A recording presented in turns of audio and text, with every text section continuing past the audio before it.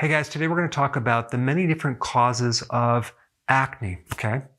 Let's start off with the food allergies. If you are allergic to certain foods, that can create a reaction on the skin, big time. It might not even look like acne, but it can create a redness, all sorts of scaly, dry skin, and that could be coming from a food allergy. However, there's also chemical sensitivities, food intolerances that are not necessarily an allergy. If you suspect that, there's certain doctors that specialize in that. What happens when you eliminate certain foods that are creating the reaction, boom, the skin clears up really, really fast. But this is one of the reasons why intermittent fasting is so powerful. Do intermittent fasting first and see if your skin just doesn't clear up right away. And then you know potentially that could be the problem. Number two, high androgens. What's an androgen? It's a male hormone, okay? Women should not have excessive amounts of androgens. And they're getting facial hair, they're losing their hair, they're getting a deeper voice. They have a lot of other issues with fatigue and inflammation.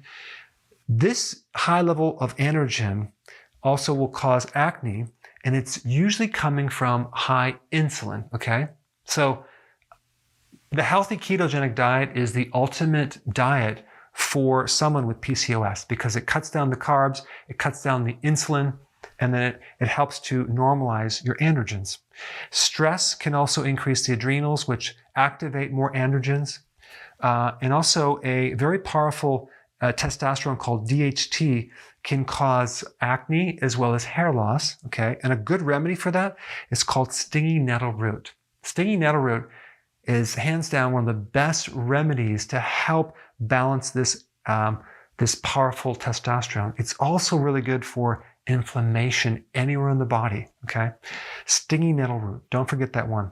Low vitamin A will cause acne, a vitamin A deficiency.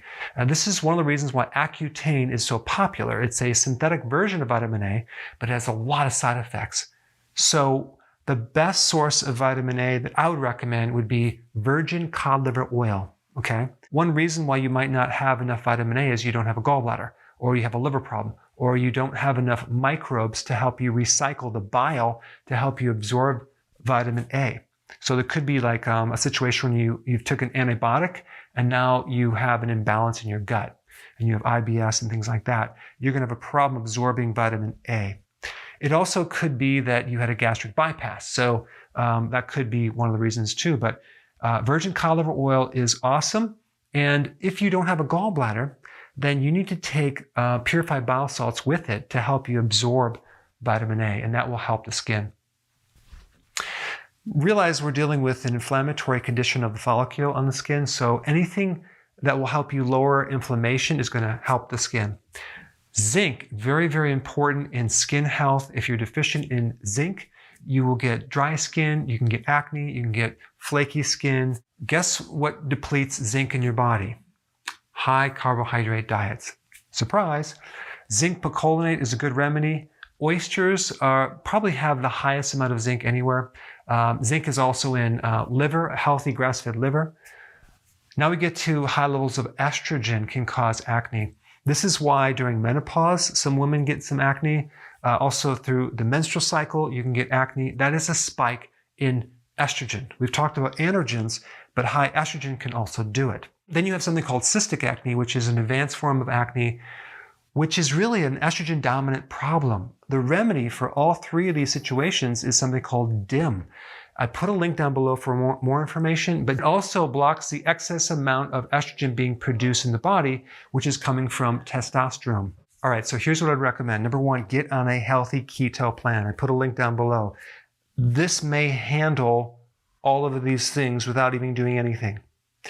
Always add intermittent fasting because this kicks in the repair mode. It helps your skin, your cognitive function, but it's going to also eliminate any potential food allergies or chemical sensitivities. Vitamin A and zinc are really good products. Cod liver oil, zinc picolinate are good. Also, you want to lower your stress as much as possible. Cruciferous vegetables. You could also take DIM as a substitute because this is like 2 pounds of vegetables in one tablet. But cruciferous vegetables on a regular basis will help to balance estrogen.